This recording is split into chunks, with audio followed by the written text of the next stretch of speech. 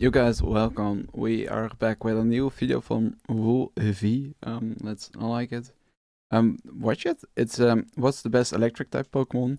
I kinda hope Zero Aura is in this, but I know how Wolfie is, and he won't include mythical Pokemon. So that's I want to it. know what the best competitive electric type Pokemon ever is, but I think it's going to be pretty hard. Electric That was is one of loud. the best types in the game, so I feel like there has to be That was really loud. really great electric type Pokemon. That's what I thought when I started working on this video, and I was half right.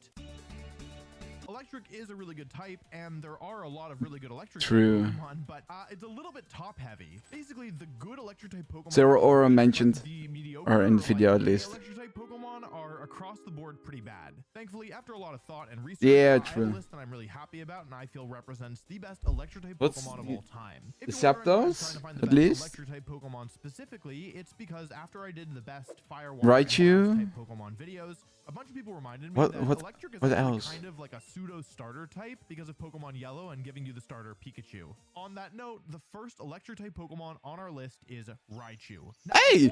I was just talking about him. Raichu was the electric type Pokemon on my World Championships winning team, so it has a special place in my heart. I really want to use Raichu. On this list. Raichu is not a Pokemon that's like especially set up for success, in large part because its stats are not very good. It just doesn't do a lot of damage, and it also is really struggle. tanky, and so normally you want to have at least one of those things going on, right? That's not to say that Raichu is bad, though. I mean, obviously it's not bad. It won the World Championships against like Primal Kyogre and Primal Groudon and all those guys, so yeah, obviously it's good. But specifically what allows Raichu to be good is, well, it's a combination of a couple different things. The biggest one, in my opinion, is its ability, Lightning Rod. Lightning Rod is an incredibly valuable ability because it not only It's so good versus Miraidon. and gives it a special attack boost if it's ever hit by one. It also protects its partners from electric type moves, as any electric type move, no matter where they were supposed to hit, will instead be redirected into the Lightning Rod. This is really valuable because there are just a ton of really good electric type moves in the game, like Thunderbolt, Thundershock, Thunder, but there's also a really good supporting electric type move called Thunder Wave, which if you've ever played competitive Pokemon, you probably don't have very nice things to say about it. Thunder Wave inflicts paralysis, which is one of the most annoying and debilitating things to deal with. So yeah, it's a pretty good move, and the fact that Raichu, just by being on the field, protects its partners from not only these damaging electric moves, but also the volatility of Thunder Wave is really valuable. On top of its ability, although Raichu isn't like super tanky or very strong, that doesn't mean it can't contribute to battles. It's kind of fast though. A number of really high value moves. Fake Out is probably the most obvious one, Fake Out being a high priority move that stops whatever it hits from moving for a single turn.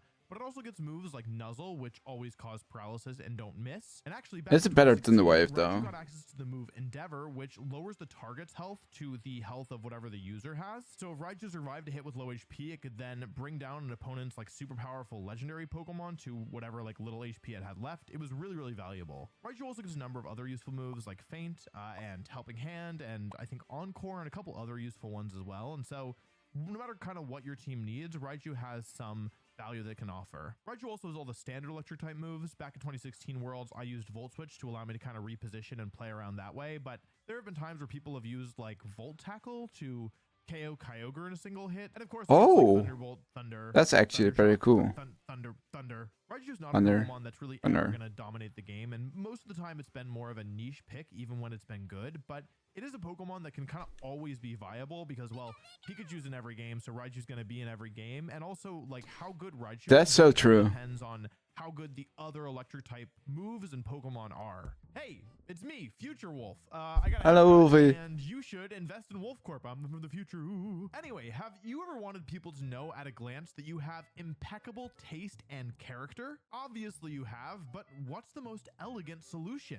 Well, if you just head on over to wolfiestore.com, you can see for yourself. I feel like my voice. Oh shit! Let's not do that again. We got shirts, we got hoodies, we got hats, we got. That's actually it. But we do have some fun colors in addition to the classics. World Champion difference, baby. Viewers have found their style and charisma maxed out after just I like this. To their wardrobe. And that could be you. You don't have to be a world champ to get the world champ difference.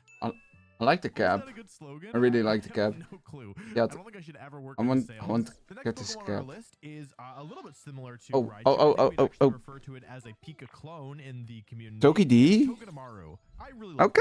Togedemaru. I think it's a really fun and funny Pokemon, That's and it's actually been surprising featured in me, a couple of kinda. different competitive formats. Togedemaru, like Raichu, Toki has D. access to the Lightning Rod ability, and so we already understand why that's so good. And also, Steel like Raichu, typing. it has access to moves like Fake Out and Nuzzle. There are a couple key differences though. Yeah. I'll highlight them. First, Togedemaru is not forced to run Lightning Rod. It can actually use the Sturdy ability. Sturdy is basically like the Focus Sash item. It prevents a Pokemon from being knocked out in a single hit. And while Lightning Rod is generally better, Sturdy also has its uses. Togedemaru is not as fast as Raichu, and the rest of the stats are pretty comparable. Like Togedemaru is, I would say, slightly bulkier and hits slightly harder, but it's not really anything writing home about. But the big difference is that Togedemaru is not only an electric type, it's also a steel type. Steel is without a doubt the best defensive type in the game, providing so many resistances. And so even though Togedemaru is not actually like that much tankier than Raichu based on the stats, it has a much easier time sticking around because it just resists so many different types. The other main reason to use Togedemaru instead of Raichu has to do with its move pool.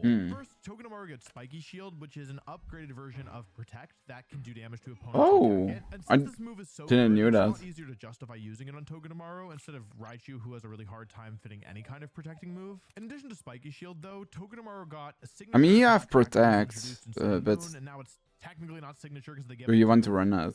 Pincurchin. I think they gave it to Pincurchin as well. It's called Zing Zap, and it's interesting in that it's a pretty reliable physical attack. It's electric type, does Oh, it decent makes damage, but also Togedemaru isn't flinch. really here for the damage, so you might think like, okay, well, why is it worth mentioning? And that's because this move has a really high flinch chance. The 30% chance to flinch is really strong, and it's especially dangerous when you pair it with Nuzzle, which paralyzes the opponent, which then gives them a chance not to move. Being hit by Zing Zap after you've already been paralyzed means that you only have about a 50% chance of attacking, and so for a support Pokemon to kind of just potentially shut down a main sweeper is a really big deal. Nuzzle also pairs really well with Encore. If a Pokemon tries to play defensive and they're already paralyzed, it's a lot easier for Togedemaru to lock them in place. And because Togedemaru has better defensive typing and often runs Spiky Shield, it's a lot easier for it to like stick around for longer. And even though it's not necessarily providing as much like different types of support as Raichu, it can still like do a really good job of disrupting the opponent, sticking around for a while, keeping Lightning Rod around for a while, and then just really being a thorn in your opponent's side.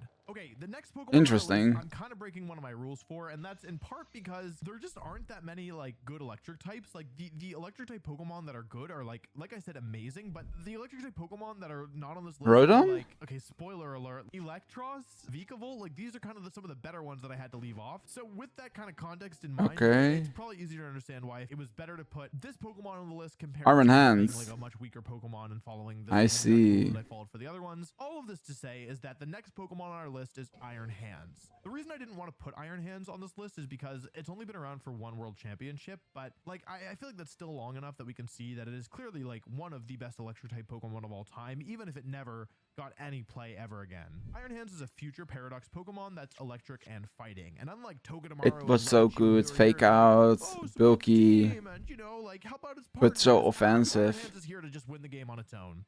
Okay, technically Iron Hands can help its partners too, but that's not the point. What you have to understand about Iron Hands is that while Raichu and Togedemaru are kind of like begging for scraps, Like I said. Iron Hands is feasting. This thing has some of the best stats of any Paradox Pokemon that was originally introduced in Scarlet. Yeah, Not look at counting that any of the new attack. Paradox Pokemon, because some of those things are pretty good. But combining these incredible stats, No, go back.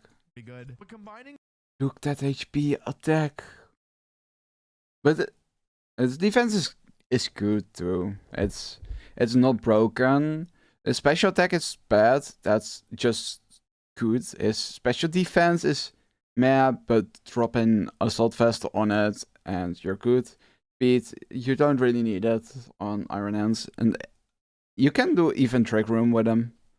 these incredible stats with really good typing and the fact that it has a pretty like deep move pool with both good offensive and supporting tools, I mean, it's really, really strong. Iron Hands won the only world championship that it was legal for, and the only reason it isn't higher on this list is that, well, Incineroar is back in the game, and it kind of feels like as soon as Incineroar returned, Iron Hands usage just kind of yeah. Okay, it just went a little bit down, and by a little bit I mean it's not really used very much at all anymore.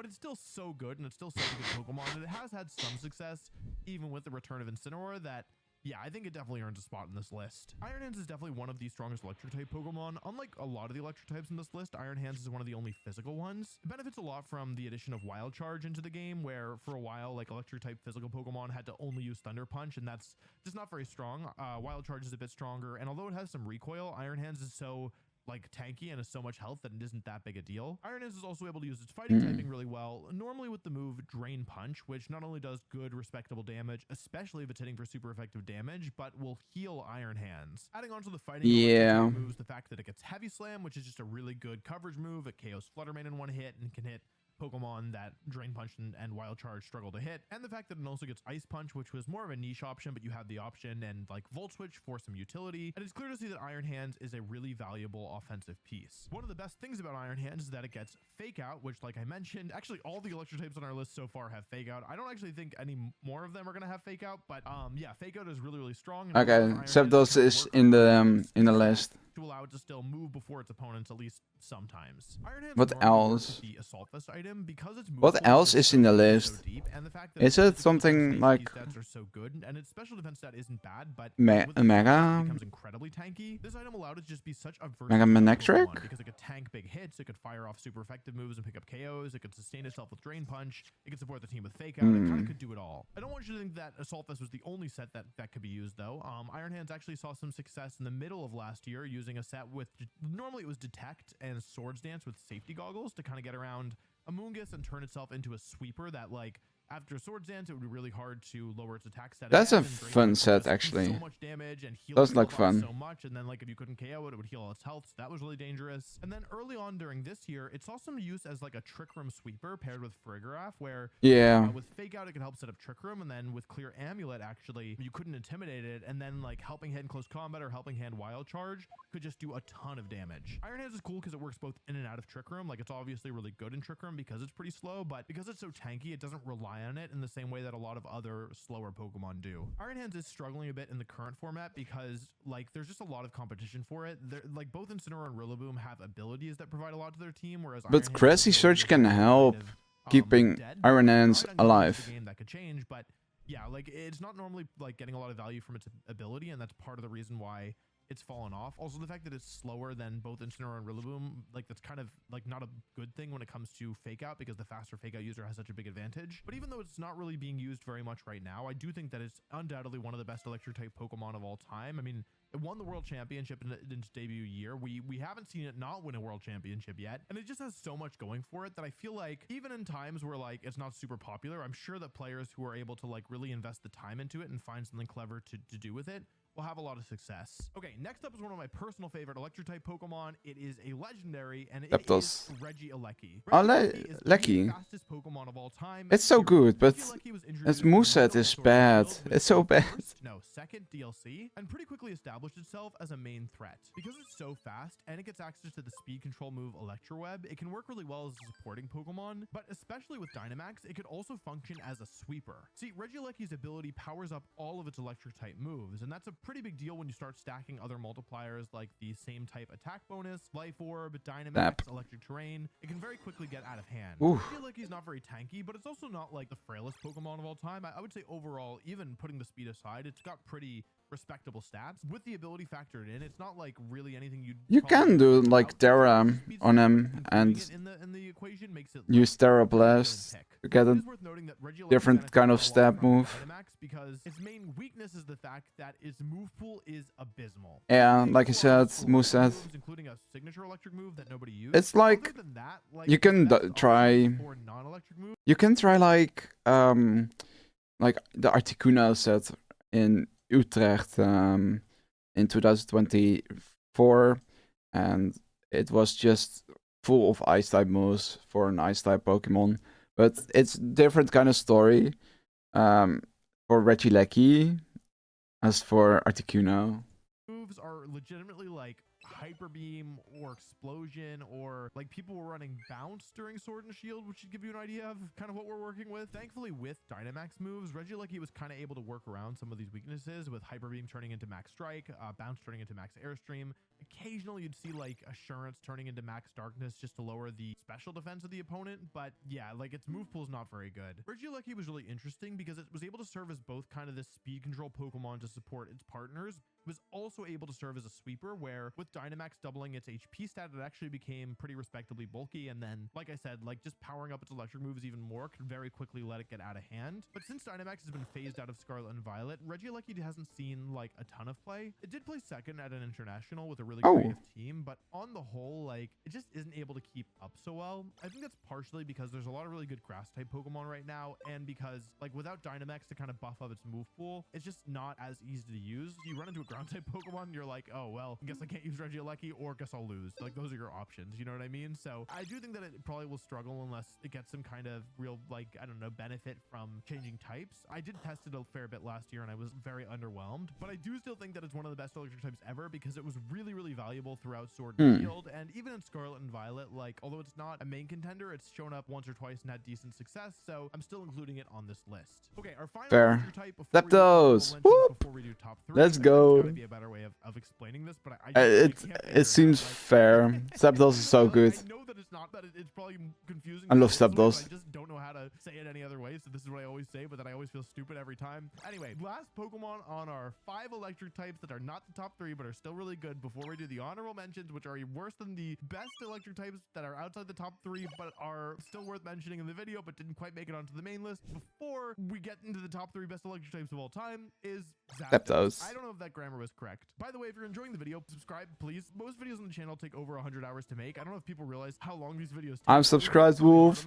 I'm subscribed. I liked. So if you're enjoying the I did it all. You don't have to, but I'd appreciate it, you know. Wolfie, we love you. Okay. Completely honest. So anyway, love the content. Zapdos is like one of the initial electric types, right? I feel like when people talk about like electric type Pokemon, they think about Pikachu. Oh.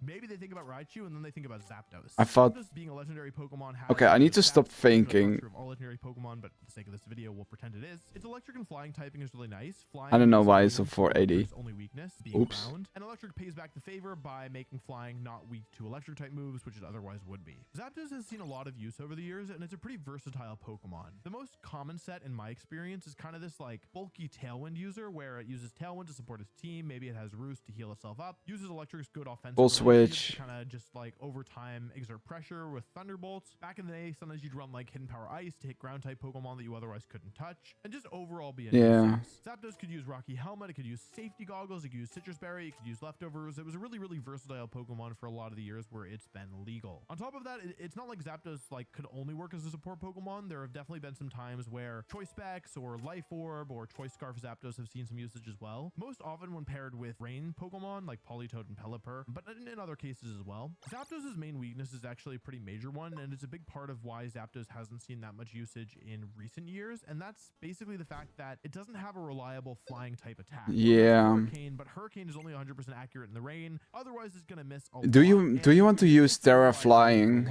If Zapdos got like a good special flying type move that was consistent, I think it would be used a lot more. But do you want to use it? It just makes it like too much risk for a lot of players to like really consider. It did see some use during Sword and Shield, similar to Regieleki, where like you could use Dynamax to get around the accuracy weakness and use Hurricane, which you know is such a strong move, especially when Dynamax to raise its team's speed stats. I saw a little play in Sword and Shield. It's been good with like Mega Evolutions. It's like a Tailwind support. It was good. I mean, even before I started playing back in Gen 4, it was good in Gen 5. When I started playing, it was good in Gen 6. Like it's always been good. Actually, Scarlet and Violet is one of the first times where Zapdos hasn't really been very good, at least in my opinion, but it does have kind of this storied legacy over the years, and there have been times where it's even been one of the best Pokemon. Like back in 2012, I remember Zapdos was a real one of the. If Articuno can work in this game, difficult to remove because it offers a lot of Zapdos should. I didn't even talk about its ability because you couldn't access that for a while, but yeah, Zapdos is static.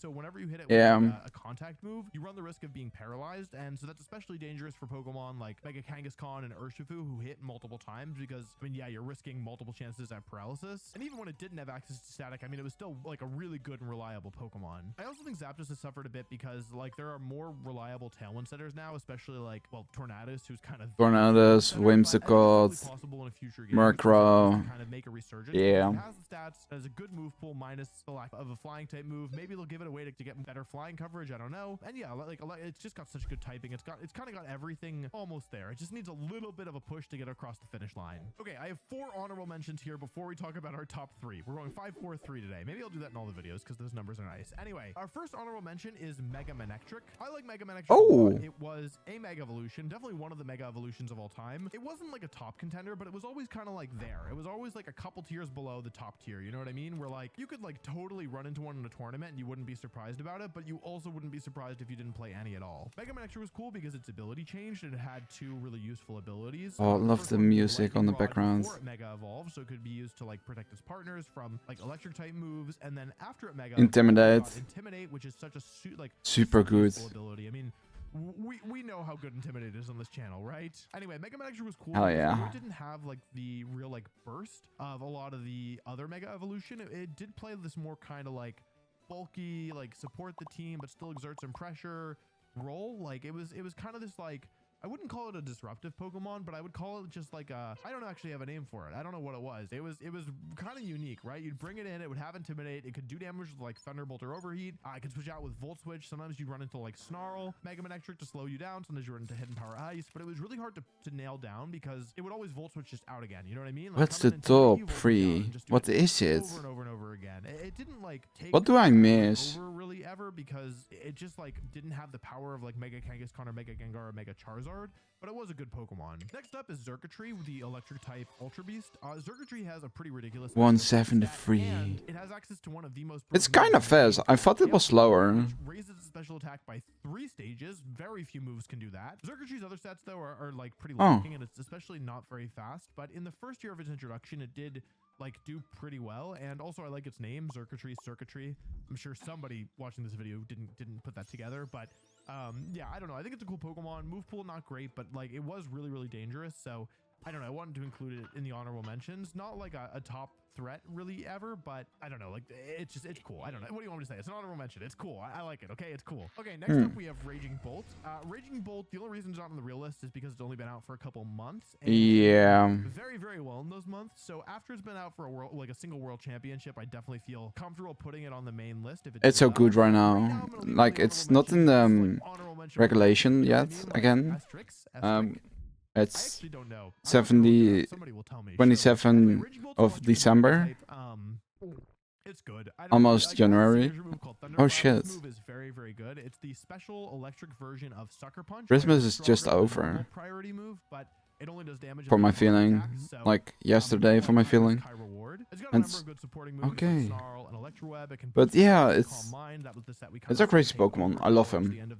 I really love him. As a dragon type, it can use Dragon Pulse and Draco Meteor for good consistent damage. The real thing about Raging Bolt is its stats are just ridiculous. Like it has such good stats. Of the Paradox Pokemon, it's a contender for like the best stats out of any of them in my opinion. I definitely expect Raging Bolt to do well though. With the change in the rule set right now, like it's kind of hard to say. Raging Bolt was one of the top contenders in the previous rule set, but now there's a new rule set, so we'll have to see. But I mean, it's an incredible Pokemon, so I wouldn't be surprised at all if it did well. Last honorable mention is Firework. Pikachu's actually seen a fair bit of usage over the years. I've played against at least one in the semifinals of a regional, and I feel like it might be Pikachu gets the signature item Light Ball. Which Light Ball, and other Pokemon, it doesn't do anything, but if you go to Pikachu, yeah, its offensive stats and doubling stats is very valuable. Add on to that, Volt Tackle is very strong, and Pikachu also getting the Lightning Rod ability. And there are some players, I think in large part because Pikachu is the series mascot, but regardless, there are some players who have really tried to make Pikachu work and have had some success over the years with it. It hasn't been enough success to like really make it onto the main list, but I mean, again, like there are people tried that I left off. Like I'm not just including Pikachu as a joke or whatever. Like there is justification. Also, they gave Pikachu a Gigantamax form, which would paralyze. And a Z move. Gmax Pikachu. What was it called? Gmax Pikachu Blast. I don't know what it was called. Pikachu Blast. Gmax. Gigavolt Havoc? I don't remember. I'm really sorry. You can look it up. The editor knows. That's probably on the screen right now. Anyway, Pikachu goes on the list of honorable mentions. And I mean, I'm sure that one day somebody will win a major event with Pikachu. Maybe somebody has and I'm forgetting. I forgot about Pachirisu. I'm sorry. The thing is, Pachirisu wasn't that good in any format, but it did win the world championship, so it should have been on the list. I'm sorry. Please don't unsubscribe. I'm so sorry. Okay, honorable mentions list done. Okay. 5 electric Pokemon that aren't top 3 done. I also forget Pachirisu, so coming in at number 3. we listen, we don't judge, okay? I'm cheating because there are technically like 5 or 6 Rotoms, and I'm Rotom. kind of lumping them all together here. But I mean, they're all electric type and they're all Rotom, so I think it's fair. Rotom's cool because it's always an electric type, but its secondary type changes between fire, water, grass, ghost, flying, And Levitate. ice. I remember them all. And while all the stats of the appliance form stay the same, they also each gain a signature move. The best Rotom is clearly Rotom Wash. It's had the most success over time. But Rotom Heat and Rotom Lawnmower for me, I don't know the official name of it. Rotom Cut have also seen some usage. And occasionally Rotom Freeze, I think it's called, pops up as well. Rotom's mainly strong in formats where the power level is a little bit lower because it is like not ridiculously tanky, but it has a really good supporting move pool and it's really hard to hit. Rotom Wash, for example, only has one weakness to grass, and grass has always been the easiest type in terms of like move coverage to come by, and it's really good at disrupting opponents' teams. It can use Will-O-Wisp, it can use Light Screen, it can use Pain Split, it can use Thunder Wave. Thunderbolt and Hydro Pump are good consistent damage dealers. Like they're just Hydro Pump accuracy is not pretty. Consistent, but when it hits, it does good damage. Electric and Water are good coverage as well. Really only Volt Switch. Grass type Pokemon and a couple key threats like Gastrodon. Rotom Heat with Overheat's been probably like the number 2 Rotom over time. It's just like a consistent Pokemon. Fire type, Overheat is better, just because it's 90 instead of 80 like accuracy. with, you know, it's not good offensive stats, but it's consistent offensive damage with the fact that it's reasonably tanky, and with the Levitate ability, it's like just hard to get off the field. Rotom's interesting because it actually uses electric more as a defensive type because of the ability Levitate, making it immune to ground, which is electric's only weakness. And so you kind of get the benefits of being an electric type with none of the cost. And because Rotom's stats are like middle of the Joy road, Scarf players oftentimes is invest so too fun heavily too. in its defenses and its survivability to kind of just keep it on the field and have it be just annoying over time, really hard to remove. Rotom has fallen off a lot in recent years, in large part just because Pokemon have gotten stronger. Like recently, like when Rotom was legal, Fluttermane was also legal, you know what I mean? Like, and so it's really hard to kind of justify using Rotom when, yeah, like they didn't design Rotom to take, you know, Choice Specs, Terra Fairy, Moonblast, you know what I mean? But for most past years when we didn't have these like really strong Paradox Pokemon, Rotom was undoubtedly one of the best Pokemon. In Generation 5, when I first started playing, Rotom was really, really good, especially in the final year of Black and White 2, as like just this kind of, like I said, consistent, tanky, disruptive damage dealer. And in X and Y, and maybe a bit of Sun and Moon as well, Rotom was also like totally useful. And throughout X and Y and Omega Ruby Alpha Sapphire, Rotom was also pretty good. Although the main Rotom set I would say definitely is like Citrus Berry with Protect, Thunderbolt, Appliance Move, and Will-O-Wisp. That's not the only thing that Rotom can do. Some Joy Scars, Joy Specs, I had success Gesto too. Light Screen was used a couple times as a supportive option. And then of course there's Choice Specs and Choice Scarf, allowing Rotom to play a more offensive role, especially maybe Life Orb?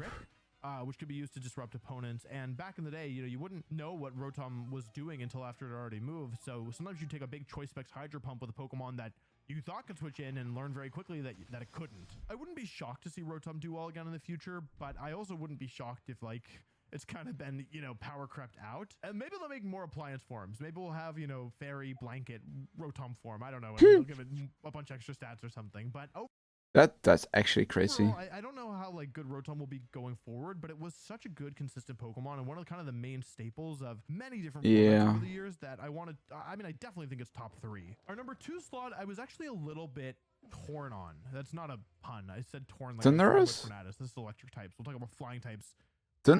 Yeah, Springster. Between whether or not it should be number 2 or number 3, but Tapu Koko. Number 2, it's Tapu Koko. Tapu Koko is one of the 4 Guardians of Alola, I think is their title, and it's really strong. This guy is broken in that time. Because I mean, it's just really good. Its ability Electric Surge sets up electric terrain, which not only prevents any Pokemon touching the ground from falling asleep. It also boosts the power of electric type moves. Introducing this in the format where there were Z moves was definitely a choice, and actually Tapu Koko was so strong during Sun and Moon that they nerfed all of the terrains to do less damage for the types that they boost moving forward. Tapu Koko Better, since Miraidon would have been too broken otherwise.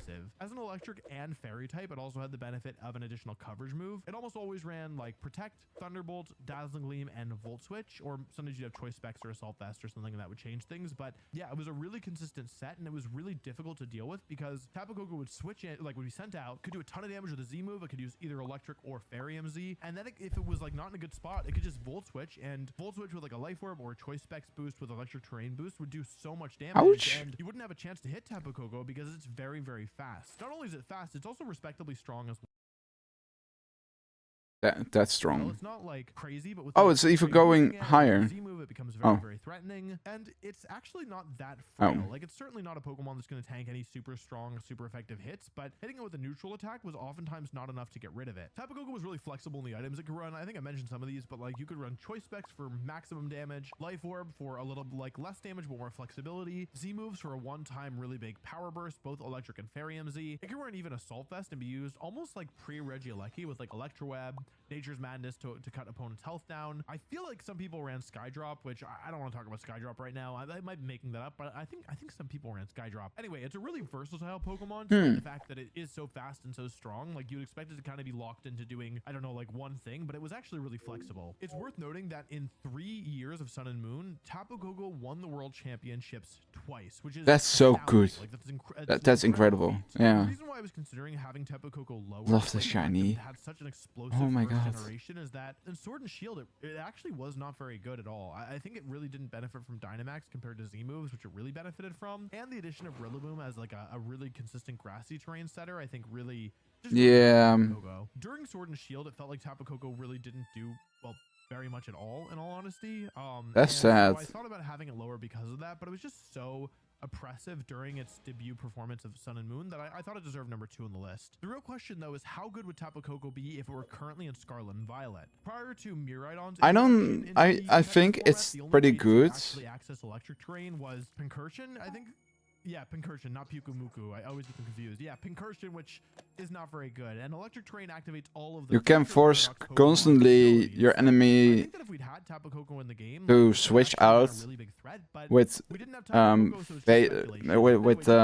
U-turn or parting shot Incineroar. Definitely see being good in the future. I mean, actually itself, despite being so strong, it's possible. As you know, it was incredibly fast, but now we have like a ton of good Pokemon like Chenpao and Fluttermane that outspeed Tapu Koko. Yeah, you need Scarf down. Sad personally, but or Tailwind. It has so much going for it that I mean it's just such a strong Pokemon, and I definitely think it will be a menace at some point in the future. Which only leaves our number 1 best electric type Pokemon competitively of all time. This Pokemon legitimately terrorized the game for years and is responsible for so many nerfs in the competitive scene. It's Thundurus, and it for Prankster, Thunderwave. You have so much more. Like a good special attack and speed stat and kind of mediocre defenses, but very quickly it was discovered that thanks to its Prankster ability giving an increased stage of priority to all non-damaging moves, it could actually function extremely well as the most annoying support Pokemon, not of all time, but one of them for sure. That Pikachu gif, so fucking funny. Meaning, even against faster Pokemon, it could still get Thunderwave off before they attacked. And so, like, a lot of competitive Pokemon for many years, like, one of the skills was just Thunderwaving all of your opponents. As if that weren't bad enough, Thundurus could use Swagger, which would double a target's attack stat and confuse them, and the odds back then of attacking through Thunderwaving Confusion were not very good. Thundurus could also use Taunt to shut down other Thundurus or other Taunt Pokemon trying to taunt it, and it could also just attack with its huge base special attack stat using Thunderbolt or maybe Hidden Power Ice to get rid of Landorus. It is hard to overstate how broken Thundurus was. To give you an idea though, I'll talk about some of the things that were nerfed because of Thundurus. Number 1, Prankster does not work on Dark-type Pokemon anymore. Number 2, Thunderwave was nerfed from 100% accuracy to 90% accuracy. Number 3, Paralysis was nerfed from cutting a Pokemon's speed to a quarter of its original to a half. Number 4, Thunderwave doesn't work on electric type Pokemon anymore. In fact, all electric type Pokemon just can't be paralyzed anymore after after Thunderous. Number 6, Thunderbolt power was nerfed by 5 from 95 down to 90. Oh, number 7, Confusion was super nerfed. It used to hit yourself in Confusion 50% of the time. Now it's only 1/3. And also just Swagger as well. They lowered the accuracy. And you know what? I might even be forgetting about stuff. Even with all this, I don't get Swagger. Thunderous was nerfed. I don't get that. The thing about Thunderous is that it was 90 accuracy is already fully in its defenses and HP stat. And it dies. You could afford to do this because you didn't need to invest in its speed or special attack because, well, you didn't need to invest in its speed because of Prankster, and you didn't need to invest in its special attack because it was already so strong. So you could just like focus on like keeping Thunderous alive, and then you couldn't get rid of it very easily. And then I mean, it would just Thunderwave and Swagger everything, and then it was even harder to get rid of. And so it was truly a nightmare. And it wasn't even forced to like run these moves. Like, of course, you could always run a more offensive set. I mean, this is kind of before we knew about how good supporting Thunderous was, but like Flying Gem, Hidden Power Flying Thunderous was something that I brought to the World Championships. And like, yeah, other people ran other Thunderouses as well.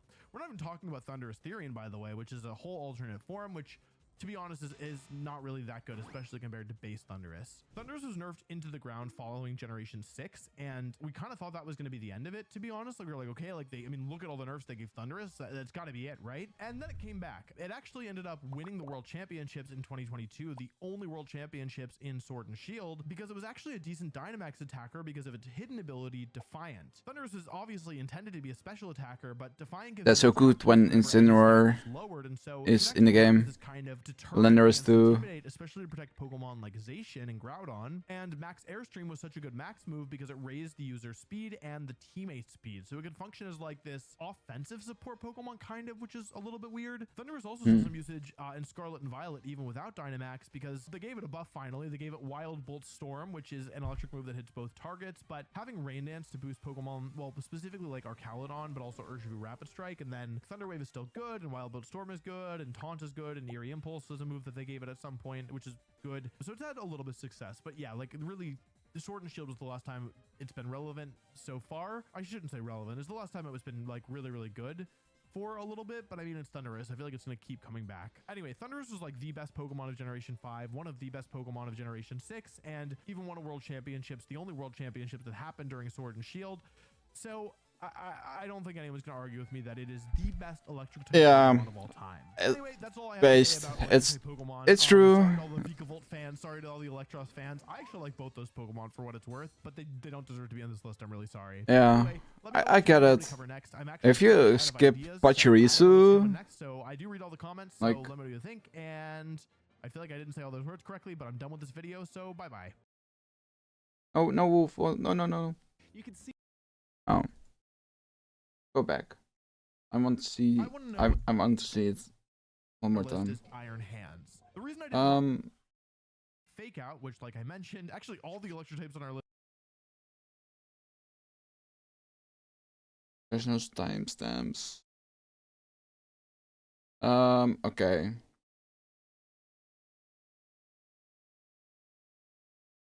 Where is it?